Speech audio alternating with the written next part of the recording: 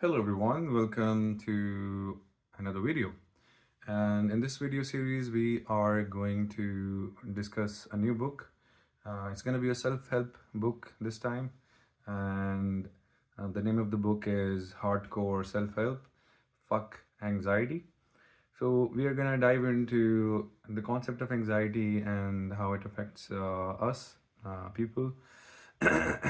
And we're going to take it one chapter at a time. So one video will be one chapter.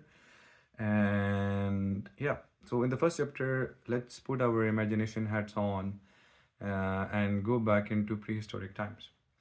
Imagine that you are a caveman, and as a caveman, of course, you have a cave. You have some really sick stick figures in your cave as well, and you also have a cave partner, right? And one day you decide to go outside of the cave to do whatever the hell cavemen do, or let's just say that you go outside to grab some food for you and your partner. And by the time you come back, you see that there is another dude's lion cloth laying outside of your cave. That makes you a little bit surprised and also a little bit distressed. So you peek inside your cave and you find out that Grok, the dude named Grok from down the street, is actually about to make your partner sexually unproductive or sexually or reproductively unavailable for the next 9 months. So what do you do in this case? So in this case, your evolution basically kicks in. So what happens is your brain starts to produce all these neurochemicals that put your sympathetic nervous system into overdrive. And what happens due to that is that your heart starts to pump a crazy amount of blood into your muscle, so you can actually do some rapid movements, and your pupils also dilate, so you can see better. So what happens after you get into this overdrive is that you leap across the room and grab Grok by the neck, and you diffuse the situation basically. So this is you basically going into fight and flight response basically. So this kind of physiological reaction is which basically happen due to anxiety is very useful in cases where you have to deal with situations like this, or for example, if you have to survive. For example, back in the caveman days, if there was a mama bear that thought that you were danger to her cubs, so this thing would actually help you in getting out of that situation basically.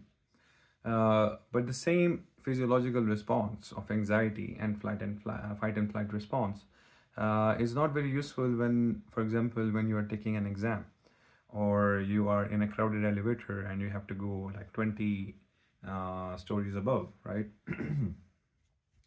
But to look at it from a different angle, a little bit of anxiety is actually really helpful because it every now and then it basically kicks us in the ass and tells us to basically complete the report, which is due in the next coming days, right?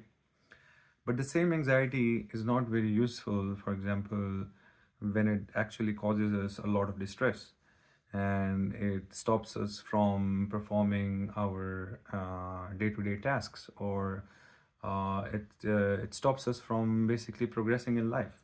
Then it's not very useful in that case.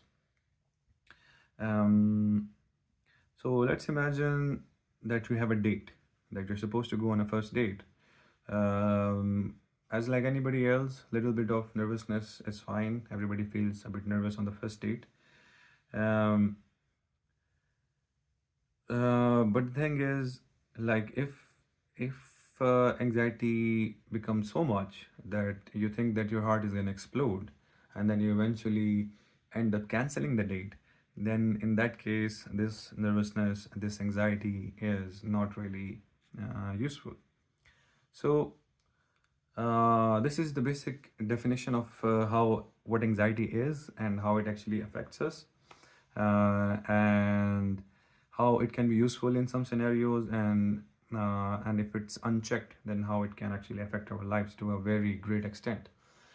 So this is the introductory chapter, and we are going to continue in the next video, diving deeper into the psychology of anxiety and how we can actually um, learn more about it, be more knowledgeable about it, so we can actually handle it a bit better as well.